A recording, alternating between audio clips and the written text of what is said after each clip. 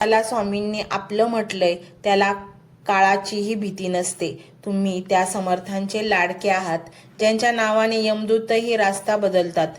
त्यामुळे स्वतःला कमी लेखणं बंद करा, स्वतःला बिचारं समजणं बंद करा. तुम्ही स्वामी कोणाला निवडतात त्यांच्या आयुष्यात सफाई सुरू होते. तुमच्या आयुष्यातून अशी माणसे आपोआप दूर होतील जी तुमच्या प्रगतीत अडथळा आहेत. तुमचे असे स्वभाव निघून जातील जे तुम्हाला मागे खेचत होते. तुम्हाला अचानक संधी दिसू लागतील.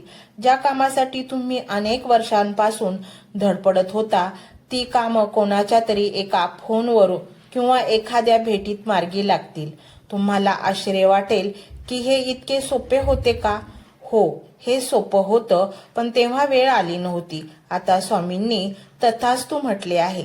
त्यामुळे येणाऱ्या दिवसांमध्ये तुम्हाला अनेक शुभ संकेत मिळतील. कधी स्वप्नातून, कधी कोणाच्या तरी बोलण्यातून, तर कधी अचानक तुम्हाला मिळणाऱ्या शांततेतून.